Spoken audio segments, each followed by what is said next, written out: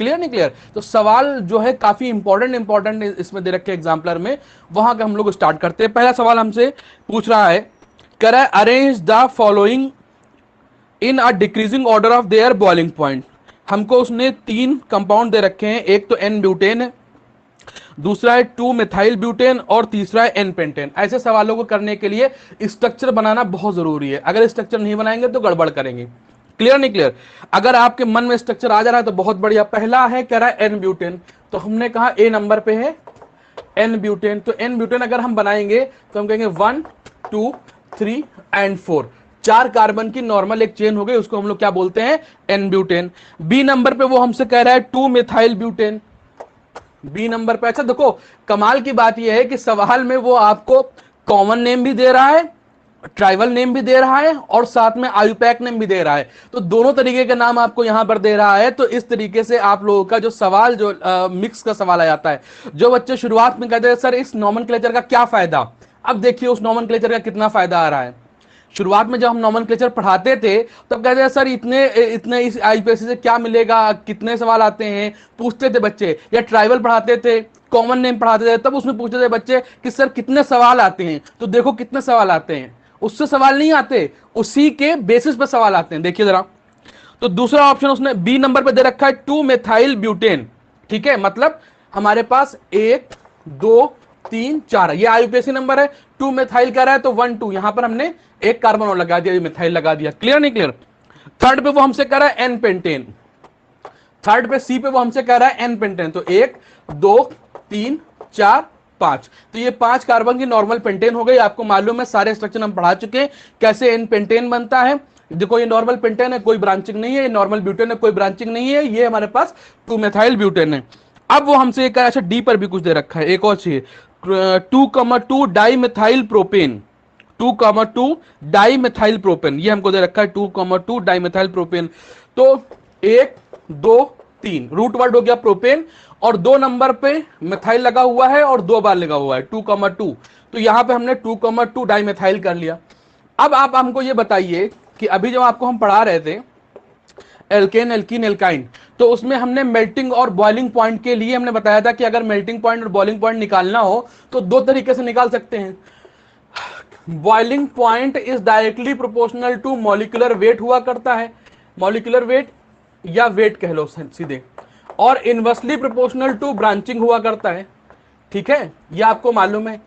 ठीक, अब इसमें अगर आप तय करें 1 2 3 4 स्ट्रक्चर आपके हैं, पहले वाले में कितने कार्बन है? 4 कार्बन, 1 2 3 4 5। दूसरे वाले में 5 कार्बन है, बी वाले में। इसमें आ जाओ सी वाले में 1 2 3 4 5, इसमें भी 5 कार्बन है। और इसमें आ जाओ डी वाले में 1 2 3 4 5, इसमें भी 3 4 5। ठीक है, इसमें भी हमारे पास कितने हैं? 5 कार्बन है।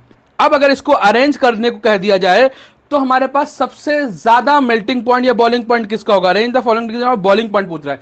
सबसे ज्यादा बॉइलिंग पॉइंट किसका होगा? जिसके पास नंबर ऑफ कार्बन ज्यादा होंगे उसका मॉलिक्यूलर वेट ज्यादा होगा। ठीक है, और जिसका मॉलिक्यूलर वेट ज्यादा होगा उसका बॉइलिंग पॉइंट भी ज्यादा होगा। देखो ये तो सबसे लास्ट में जाना है, ए वाला। ठीक है, अब इसमें आ जाओ, इसके पास भी 5, इसके पास भी 5, इसके पास भी 5। ठीक है, अब ये तीनों के पास 5-5 कार्बन है। अब क्या करें? जब नंबर ऑफ कार्बन बराबर हो जाए या मॉलिक्यूलर, दिखना है थोड़ा सा इधर शिफ्ट कर देते हैं, हाँ आप सही है।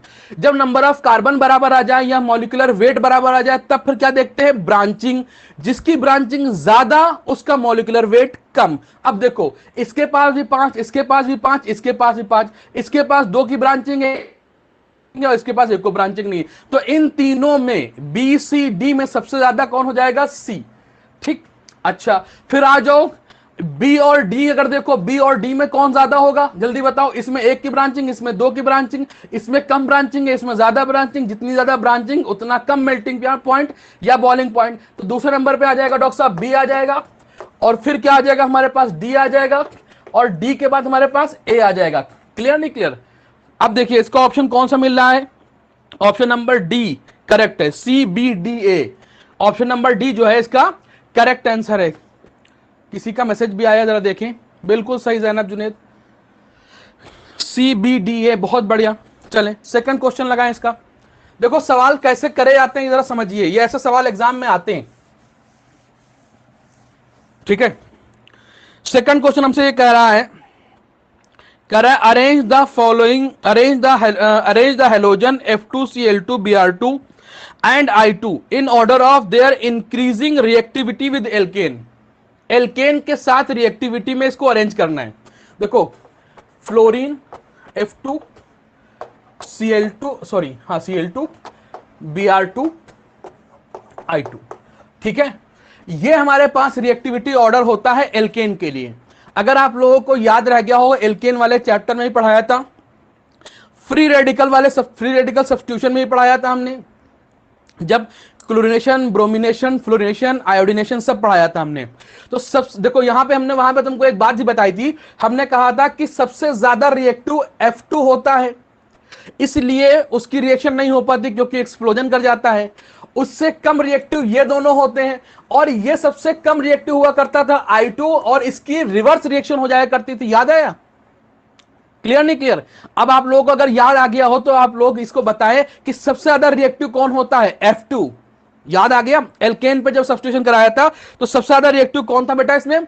F2। फ्लोरीन सबसे ज्यादा रिएक्टिव हुआ करता था, उसके से कम क्लोरीन, उससे कम ब्रोमीन, उससे कम आयोडीन। याद आ गया कि नहीं आ गया?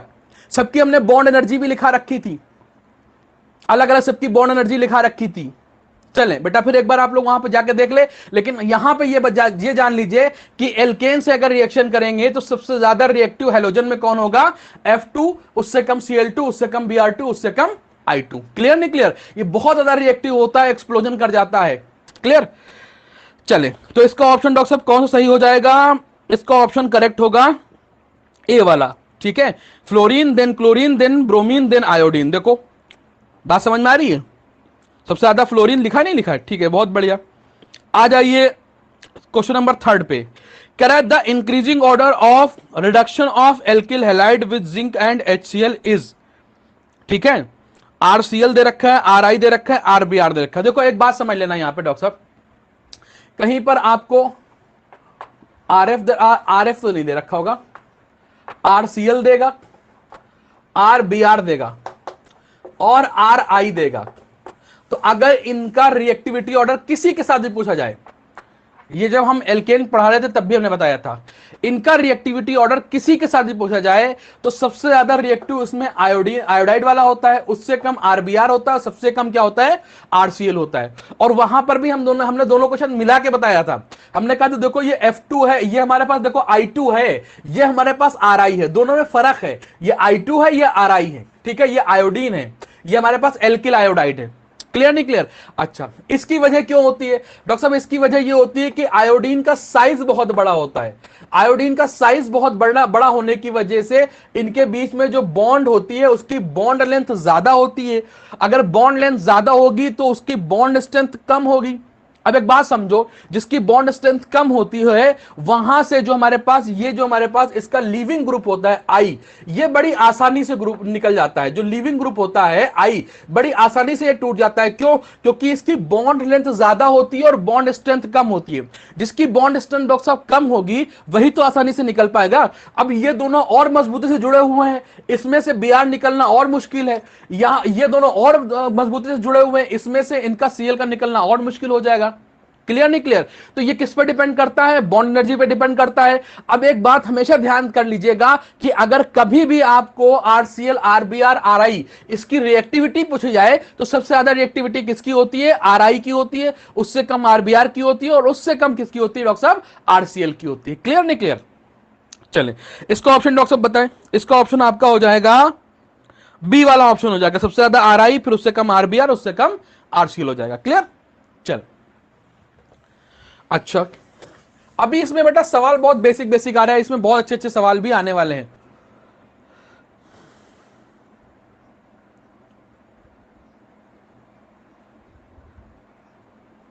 ठीक है, चलो देखें। अब यहां पर एक सवाल आया है, इसमें आईयूपीएसी नेम पूछा गया है। कह रहा है the correct IUPAC name of the following, इसका करेक्ट आईयूपीएसी नेम क्या है? जरा देखिएगा, इसको हम लिखते हैं।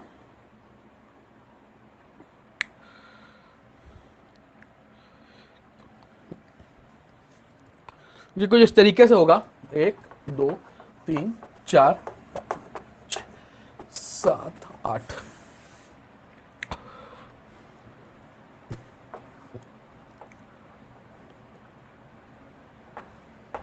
देखो एच नहीं लगा रहे हैं, ज्यादा एच नहीं लगा रहे हैं ताकि इसमें बहुत ज्यादा हौच पौच ना हो जाए, ठीक है।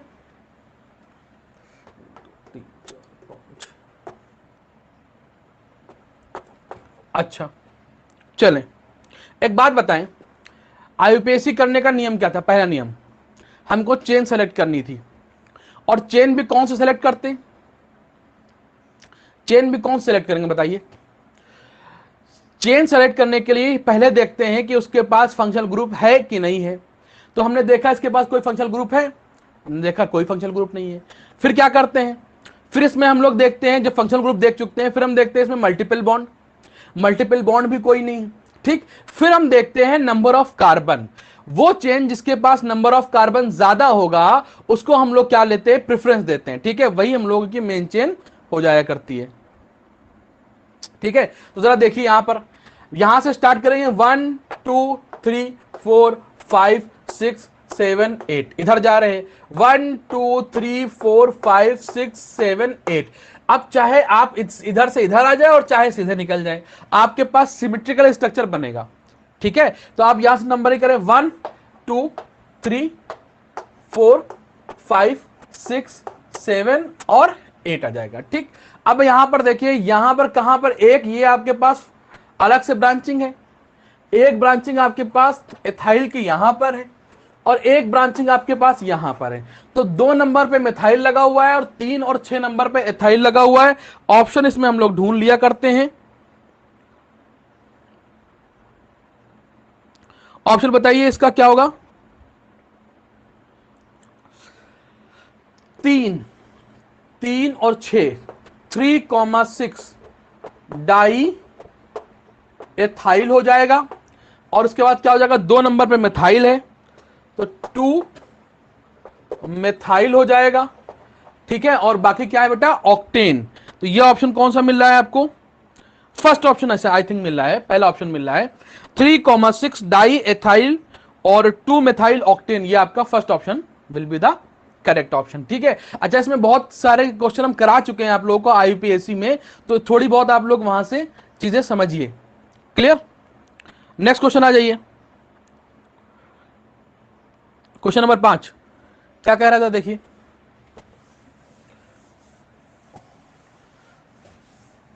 क्वेश्चन नंबर 5 आ जाइए।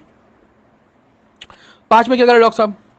कह रहा है to addition of HBr to 1 butene give the mixture of product, और उसने 3 प्रोडक्ट हमें दिए, ठीक है। और फिर कह रहा है A and B as major, अच्छा मेजर माइनर चेक करना है, ठीक है। चलिए देख लेते हैं। हमारे पास ब्यूटीन 1 है, तो ब्यूटीन 1 का मतलब क्या हुआ? CH3 CH2 CH double bond CH2। Doctor साहब इस पे HBr का एडिशन करा रहे हैं। अब HBr का एडिशन करा, जरा देखिएगा, हमारे पास अगर HBr का एडिशन करा रहे हैं तो ये हमारे पास जो एडिशन होता है ये इलेक्ट्रोफिलिक एडिशन होता है। क्लियर नहीं क्लियर? अगर इसमें कहीं हम पेरोक्साइड डाल देते तो ये फ्री रेडिकल एडिशन हो जाता। अगर आप लोगों को याद रहा हो थोड़ा बहुत, जो हम जीओसी पढ़ा के आए, थोड़ी सी बात बता के आए थे, वहां पे आप लोगों को थोड़ा बहुत तो याद ही रह गया होगा। यहां पे देखिए इसका एडिशन जो होगा ये हमारे पास इलेक्ट्रोफिलिक एडिशन होता है। मार्कोनिकॉफ रूल आप लोगों को याद रह गया होगा, इसमें मार्कोनिकॉफ रूल लगेगा। मार्कोनिकॉफ रूल ये कहता है कि हमारे पास निगेटिव पार्ट वहां पे जुड़ेगा जहां पर लेस नंबर ऑफ हाइड्रोजन होंगे, ठीक है। या इसको हमने एक और तरीके से कराया था बॉन्ड ब्रेकिंग से। आप अगर देखें तो बॉन्ड की ब्रेकिंग इस साइड हो जाएगी निगेटिव, ये पॉजिटिव। क्यों? क्योंकि इस वाले कार्बन पे एक प्लस आई ग्रुप जुड़ा हुआ है, तो बॉन्ड हमेशा प्लस आई से दूर और माइनस आई की तरफ जो है टूटता है, ये आपको मालूम है। तो आपका प्रोडक्ट जो डॉक्टर साहब बनेगा वो बनेगा CH3 CH2 और CH और ये CH2, ठीक है। तो निगेटिव पे लग जाएगा पॉजिटिव, तो ये CH3 हो जाएगा और यहां पर आ जाएगा Br, ठीक। ये आपका मेन प्रोडक्ट बना, ये बनता है मेजर। देखो ये बनता है मेजर। क्लियर नहीं क्लियर? अगर आपके पास मेजर और माइनर का सवाल आता है तो हम पहले ही बता चुके हैं कि हमारे पास अगर एक मार्कोनिकॉफ का बनता है तो दूसरा एंटी मार्कोनिकॉफ का भी बनता है। ये बॉन्ड एक तरफ इधर तोड़ाया तो ये तो मेजर बन जाएगा, बॉन्ड इस साइड ब्रेक कराएंगे तो माइनर बनेगा, क्योंकि उस साइड अगर हम ब्रेक कराएंगे तो ये इसको यहां से रिपेल करेगा, जिसकी वजह से प्रोडक्ट बहुत ज्यादा बनता नहीं है, ठीक है। लेकिन कुछ अमाउंट थोड़ा बहुत बन जाता है, इसलिए इसको मेजर और माइनर की कैटेगरी में बदल देते हैं। जब भी सवाल मेजर और माइनर में आए तो दोनों प्रोडक्ट आप बनाएंगे, बॉन्ड इस साइड तोड़ के और बॉन्ड उस साइड तोड़ के। तो जैसा आपने सीखा है, जिधर बॉन्ड एक्चुअल में टूटना चाहिए तो वो वाला प्रोडक्ट तो मेजर आएगा, और जो उसका सेकेंड वाला प्रोडक्ट आएगा वो माइनर आ जाएगा। तो यहां पर जो बनेगा वो CH3 हो जाएगा, CH2 हो जाएगा, और क्या है CH, यहां पर CH2, और Br बेटा यहां पर आ जाएगा, इस वाले में सबसे लास्ट में आ जाएगा। This is minor. अच्छा, तो ये माइनर हो गया, ये मेजर हो गया, लेकिन सवाल में उसने आपको डैश एंड वेज बना रखा है। जरा ये देखिए, तो अगर इस वाले यहां पर जहां पर ब्रोमीन लगा है इसको आप चेक करें तो पहली बात तो ये कायल कार्बन है, कायल कार्बन है, ठीक है। और कहां पे लगा है, 2 नंबर पे लगा हुआ है, टर्मिनल ब्रोमीन नहीं है, 2 नंबर पे है। अब ऑप्शन नंबर 1 और ऑप्शन नंबर 2 बी को देखिए, ए और बी को देखिए, देखिए सी वाला तो माइनर होगा, आपको मालूम है, देखो दिख गया यहां पर 1 नंबर पे अगर ब्रोमीन लगा है तो वो माइनर आ रहा है, जो 2 नंबर पे ब्रोमीन है वो मेजर आ रहा है। अब सी वाले ऑप्शन को जब आप चेक करेंगे तो उस वाले कार्बन पर जरा चेक करिए, आपको, आप लोगों के पास क्वेश्चन की शीट है कि नहीं है? भाई क्वेश्चन का PDF भेजा था नहीं भेजा था?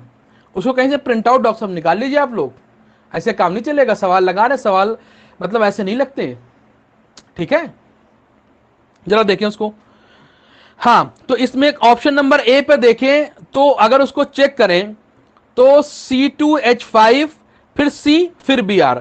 अगर उसको ऑप्शन नंबर 1 को देखें, ए को देखें, C2H5 है और फिर हमारे पास C है और उसके बाद क्या है, CH3 है, और इस वाले C पर Br भी है और इसी वाले C पर H भी है, मतलब 2 नंबर पे Br है, मतलब ये वाला कैसा हुआ, मेजर हुआ।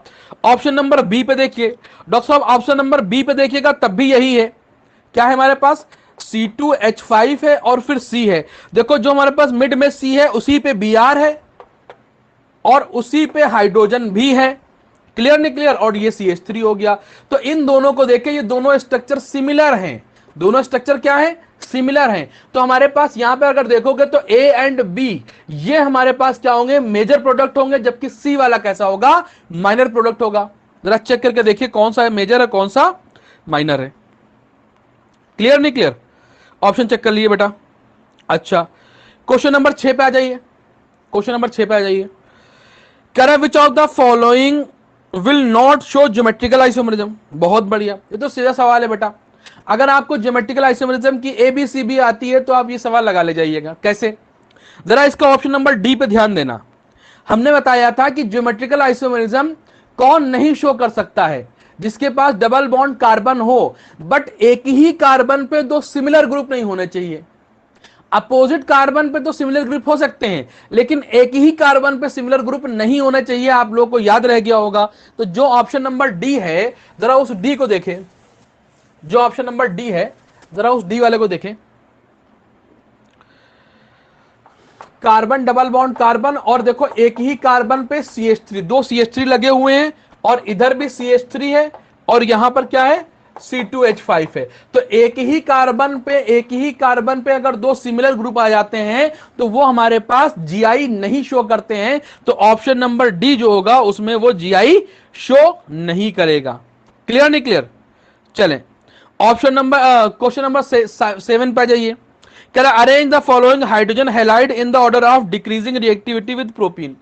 देखो हाइड्रोजन हैलाइड जो था उसकी रिएक्टिविटी हमने अभी ऊपर बताई है, हमने कहा सबसे ज्यादा रिएक्टिव HI होता है, कहीं पर भी आपको मिल जाए हाइड्रोजन का हैलाइड मिल जाए, सबसे ज्यादा रिएक्टिव HI होता है, फिर HBr होता है, फिर HCl होता है। वजह क्या होती है उसकी, बॉन्ड एनर्जी, क्लियर नहीं क्लियर। तो इसको ऑप्शन बताइए, पहला वाला ऑप्शन देखिए क्या लिख रहा है, HCl सबसे ज्यादा, गलत। दूसरा वाला कह रहा है HBr सबसे ज्यादा, ये भी गलत। तीसरा वाला सी वाला कह रहा है HI HBr फिर HCl।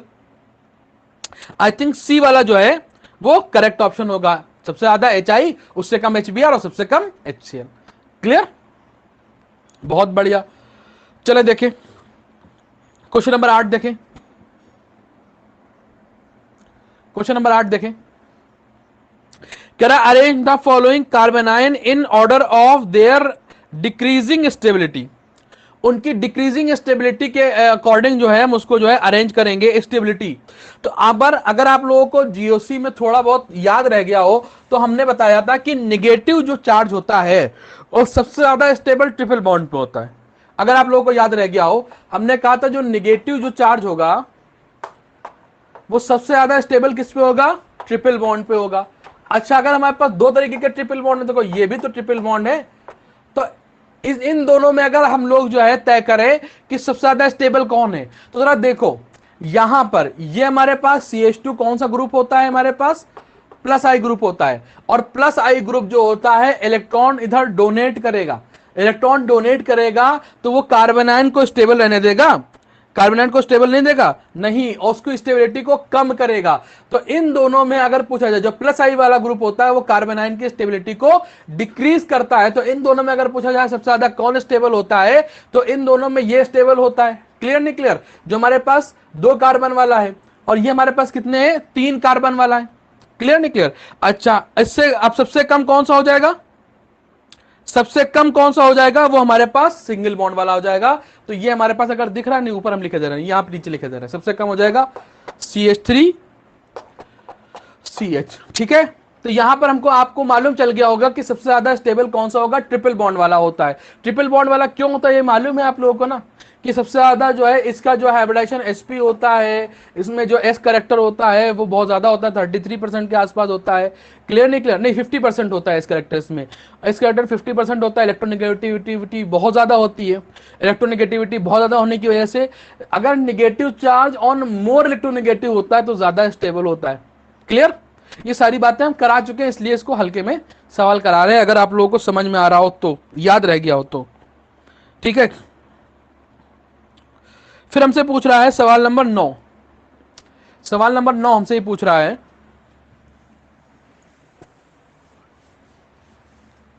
सवाल नंबर 9 हमसे पूछ रहा है, हमसे कह रहा है कि arrange the following alkyl halide in decreasing order of rate of beta elimination reaction with alcoholic KOH. ठीक है, हमसे कह रहा है कि एल्कोहलिक केओएच से बीटा एलिमिनेशन होगा। ठीक है, होगा। उसके बाद हमको इसमें अरेंज करना है कि किसकी स्टेबिलिटी ज्यादा होगी। तो एल्कीन देख लेंगे, जहां पर जो एल्कीन बनेगा वो मोर एल्काइलेटेड होना चाहिए। जितना ज्यादा एल्काइलेटेड एल्कीन होगा उतना ज्यादा स्टेबल बनेगा। तो ऑप्शन नंबर जो हमारे पास ए है, उसने हमको CH3, ये H, नीचे भी CH3 और CH2Br दे रखा है, CH2Br दे रखा है। और बी पे आ जाइए, बी पे आ जाइए, क्या दे रखा है? बी पे दे रखा है CH3 CH2Br दे रखा है। सी पे आ जाइए, क्या दे रखा है? CH3 CH2 CH2Br दे रखा है, और डी नहीं है, 3 ही दे रखा है। तो देखो बीटा एलिमिनेशन होगा तो Br निकलेगा तो डबल बॉन्ड यहां पर आएगा, यहां से Br और यहां से H निकल जाएगा। ठीक, यहां पर देखो Br यहां से निकलेगा, H यहां से निकलेगा तो डबल बॉन्ड यहां पर आएगा। यहां पर देखो Br यहां से निकलेगा, H यहां से निकलेगा तो डबल बॉन्ड यहां पर आ जाएगा। अच्छा, इस वाली एल्कीन को देखो, सबसे ज्यादा एल्काइलेटेड एल्कीन ये है। इस वाली देखो, ये कार्बन डबल बॉन्ड कार्बन है, इस वाली एल्कीन पे एक ग्रुप एल्किल ग्रुप ये लगा हुआ है, एक एल्किल ग्रुप ये लगा हुआ है, तो इसमें 2 एल्किल ग्रुप है। इसमें देखोगे तो ये हमारे पास सिर्फ और सिर्फ 2 डबल बॉन्ड वाले कार्बन ही है, तो इन दोनों पे कोई एल्किल ग्रुप नहीं है, हाइड्रोजन लगा हुआ है सिर्फ, तो इसके पास 0 एल्किल ग्रुप है। यहां पर आ जाइए, यहां पर देखिए ये हमारे पास एल्कीन है, इस पे एक जो है हमारे पास क्या लगा हुआ है? एल्किल ग्रुप लगा हुआ है, इसके पास 1 एल्किल ग्रुप है। तो जितने ज्यादा एल्कीन पे एल्किल ग्रुप लगते हैं उतनी ज्यादा उसकी स्टेबिलिटी होती है। तो तुम लोग खुद देख के बताओ सबसे ज्यादा स्टेबल कौन होगा? ए वाला होगा कि नहीं होगा? फिर सी वाला होगा कि नहीं होगा? और सबसे लास्ट में कौन सा होगा? बी वाला होगा। तो ऑप्शन बताओ इसका क्या हो जाएगा? Option number D will be the correct answer. Clear नहीं क्लियर? चलें देखिए, क्वेश्चन नंबर 10 हमसे पूछ रहा है, कह विच of the following reaction of methane is incomplete combustion. कह रहा है कि इसमें इनकम्प्लीट कंबशन कौन सा होगा? देखो, इनकम्प्लीट कंबशन वहां पर होता है, ध्यान देना, इनकम्प्लीट कंबशन उसका होता है, देखो इनकम्प्लीट और कंट्रोल्ड 2 अलग अलग चीजें होती हैं। एक कंट्रोल्ड होता है, इनकम्प्लीट होता है। ठीक है, इनकम्प्लीट वो होता है जिसमें पूरा ऑक्सीडेशन ना हुआ हो, ध्यान देना, ऑक्सीडेशन या कंबशन, ध्यान देना, कंबशन कहें या ऑक्सीडेशन कहें बात एक ही है। ये हमने आपको हाइड्रोकार्बन में ही पढ़ाया है और हमने मोल कॉन्सेप्ट में ही पढ़ाया था। हमारे पास कोई हमारे पास XCX और HY, ये कोई हाइड्रोकार्बन है। अगर हमने इसमें एयर दी या और O2 दिया, कंबशन करा दिया, कंबशन कराएंगे तो इसका सारा का सारा जो हमारे पास एक्स ऑफ CO2 जो होता है कार्बन डाइऑक्साइड में बदल जाता है, और जो हाइड्रोजन होता है वो वाटर में कन्वर्ट हो जाता है। अगर हमारे पास पूरा कार्बन, जो हमारे पास जो कार्बन है वो CO2 में कन्वर्ट हो जाए, हाइड्रोजन जो है वो वाटर में कन्वर्ट हो जाए, तो इसको हम लोग बोलते हैं कंप्लीट, क्या बोलते हैं डॉक्टर साहब, कंप्लीट ऑक्सीडेशन या कंप्लीट कंबशन बोलते हैं। क्लियर नहीं क्लियर? या इसको बोलते हैं अनकंट्रोल्ड, अनकंट्रोल्ड, अनकंट्रोल्ड। अनकंट्रोल्ड क्यों हुआ?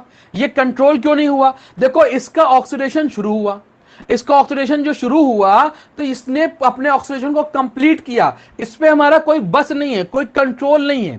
अगर कंट्रोल होता तो आप लोगों को ये याद होगा कि एक सेकंड, मेरा फोन बंद हो गया है, 7743, ठीक है खुल गया।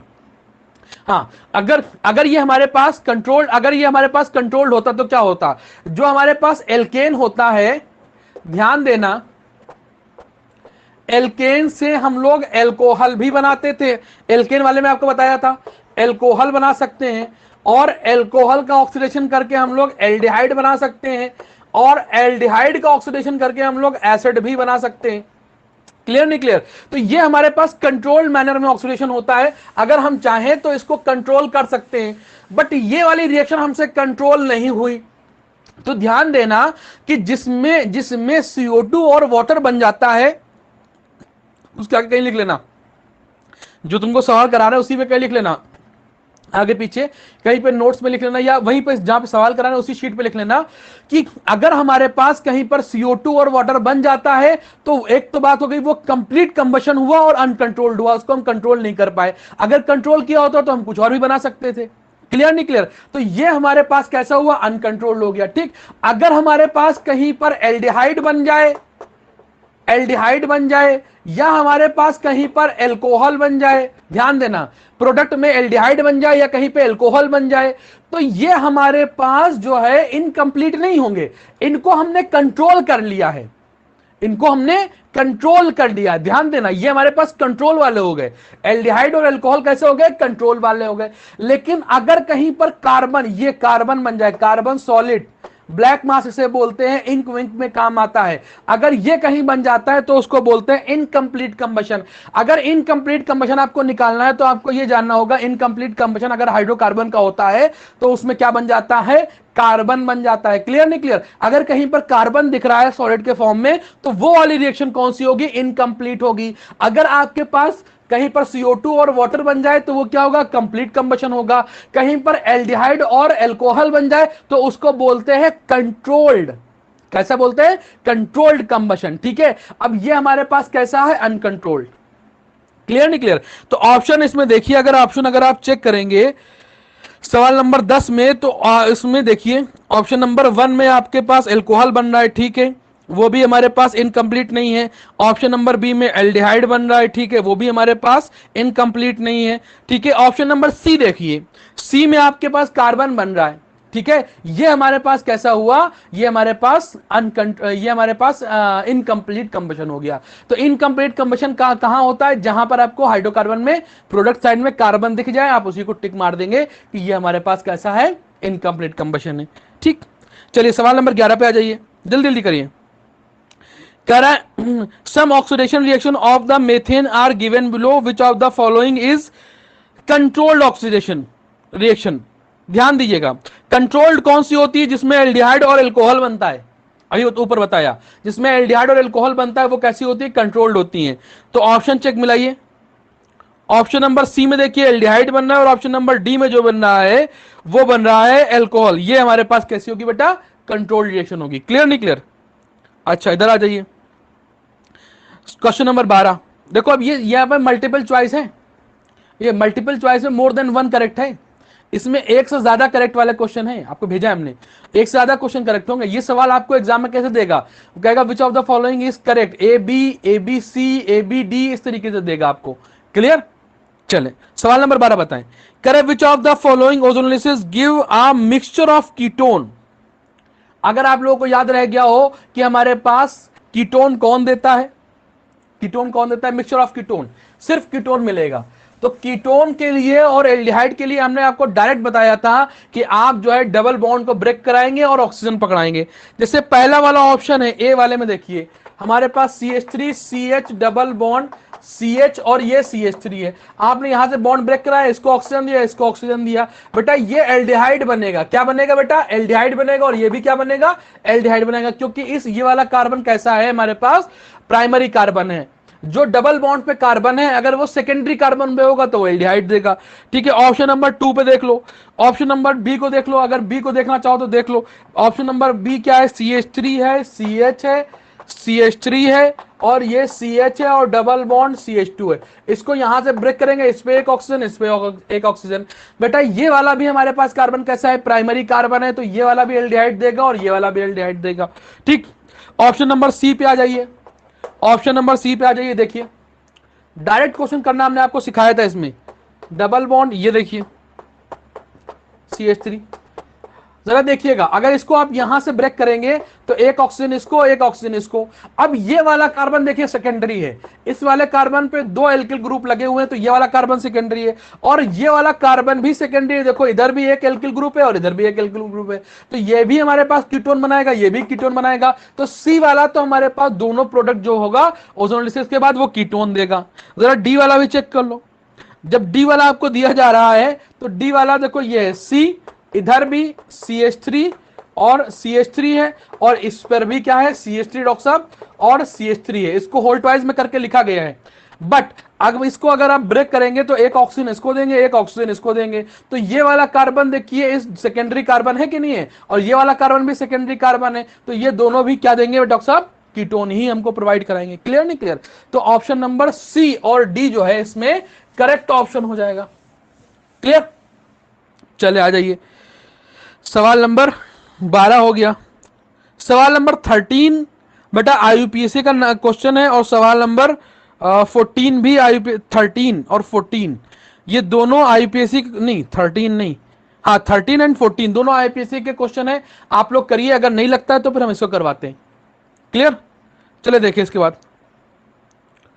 सवाल नंबर 15 देखें। अब देखिए यहां से और इंपॉर्टेंट क्वेश्चन बढ़ रहे हैं। कह रहा है for an electrophilic substitution reaction the presence of halogen atom in the benzene ring. Benzene ring पे अगर हेलोजन एटम लगा हुआ है तो क्या क्या करता है? जरा ध्यान देना, ये तो हमने GOC 1 में पढ़ाया था कि अगर ये हमारे पास ये हेलोजन है, ठीक है, तो यहां पर हेलोजन जो होता है वो 2 काम करता है।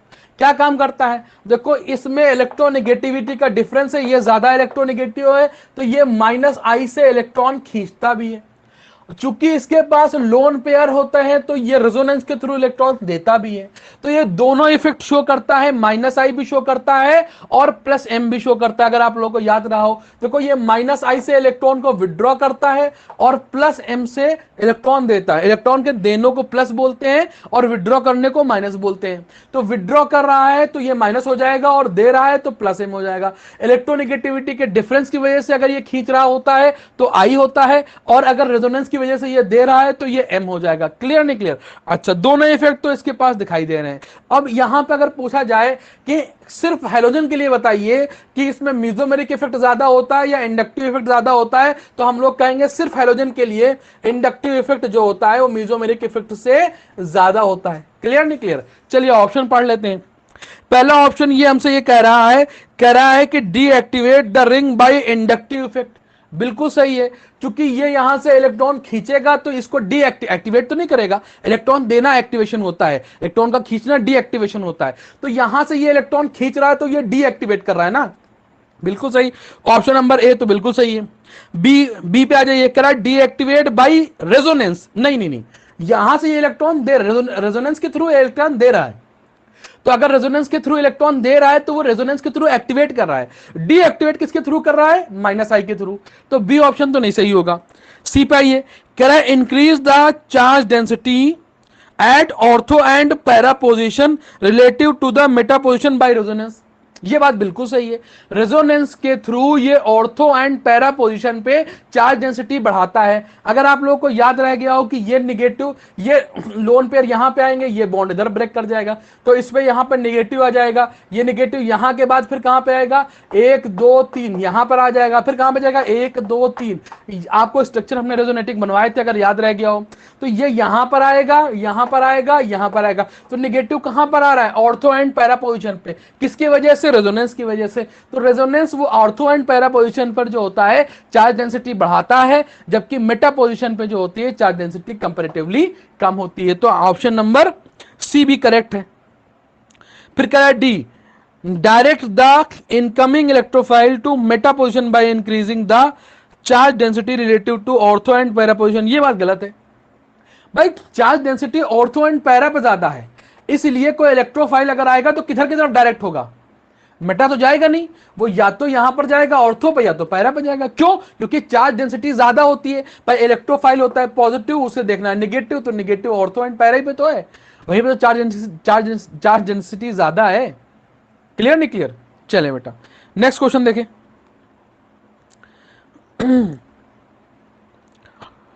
क्वेश्चन नंबर 16 देखें। कह रहा है in the electrophilic substitution reaction of nitrobenzene the presence of nitro group, nitro group का प्रेजेंस क्या होगा? कह रहा है deactivate the ring by inductive effect. अच्छा देखो, नाइट्रो ग्रुप लगा लेते हैं, नाइट्रो ग्रुप लगा लेते हैं।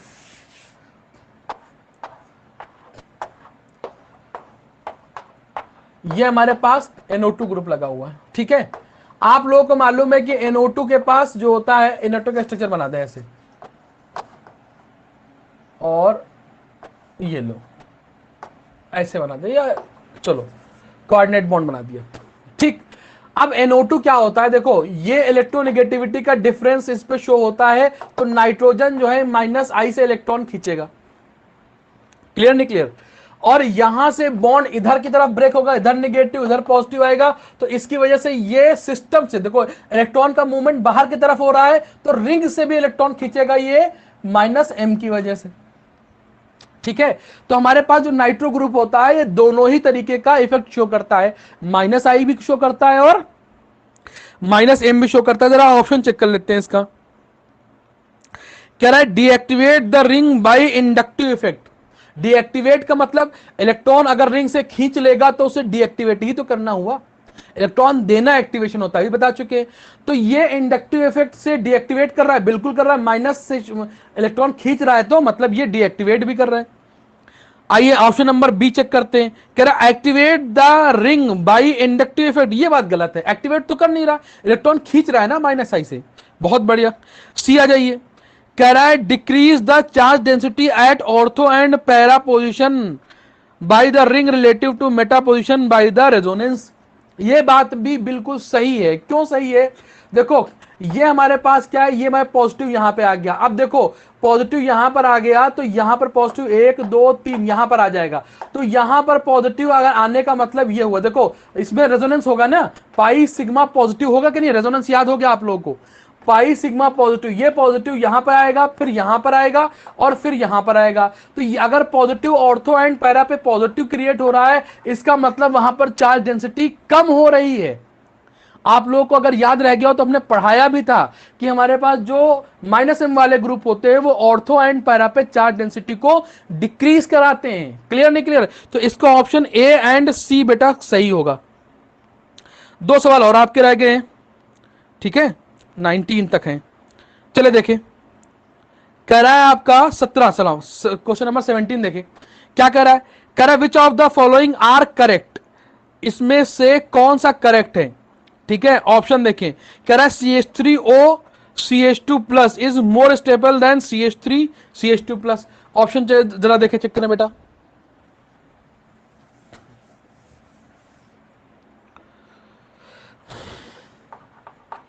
CH3O CH2+ और किसमें कंपेयर करा रहा है, CH3 CH2+, इसमें कंपेयर करा रहा है। देखो यहां पर अगर चेक करोगे और वो हमसे ये कह रहा है कि ये बताओ, वो हमसे कह रहा है कि ये ज्यादा स्टेबल है, बताओ ये सही है या गलत है। तो जरा देखो बेटा, इसके पास लोन पेयर होता है, ये lone pair sigma positive, lone pair sigma positive, resonance हो रहा है कि नहीं हो रहा है? ये रेजोनेंस स्टेबलाइज होता है, जिसमें रेजोनेंस होता है जिस कार्बोकटायन में, वो कार्बोकटायन ज्यादा स्टेबल होता है। मतलब ए वाली बात जो उसने कही है बिल्कुल सही कही है। जरा बी वाली बात आ जाइए, बी पे क्या हमसे कह रहा है CH3 और फिर CH3 और CH पॉजिटिव, ये हमको दे रखा है। कह रहा है less stable then CH3 CH2 positive. कह रहा है कि इन दोनों में से ये लेस स्टेबल है, ये लेस स्टेबल है। देखिए एक बात समझिए, हमने आपको कार्बोकटायन बताया था, हमने कहा था कार्बोकटायन की अगर स्टेबिलिटी देखते हैं तो सेकेंडरी कार्बोकटायन जो है प्राइमरी से ज्यादा स्टेबल होता है। ये सेकेंडरी कार्बोकटायन है, ये प्राइमरी कार्बोकटायन है, मतलब ये वाला जो स्टेटमेंट है उसका गलत है। इसमें ये वाला जो हमारे पास सेकेंडरी कार्बोकटायन होगा वो ज्यादा स्टेबल हो जाएगा। क्लियर नहीं क्लियर? अच्छा फिर लास्ट देख लीजिए, इसमें क्या है, कह रहा है कि CH2 double bond CH2 is more stable. ठीक है, ये देख लेते हैं, CH2 double bond CH2 positive is more stable then CH3 CH2 positive. अब ये हमसे ये कह रहा है कि ये वाला ज्यादा स्टेबल है, तो जाहिर सी बात है ज्यादा स्टेबल क्यों हो जाएगा, क्योंकि पाई सिग्मा पॉजिटिव ये वाला ज्यादा स्टेबल हो जाएगा। क्लियर नहीं क्लियर? ये बात समझ में आ रही है? चले बेटा, तो इसमें ऑप्शन जो होगा वो A एंड C सही होगा। क्लियर नहीं क्लियर? चले बेटा, तो ये आपके सवाल हो गए हमारे पास।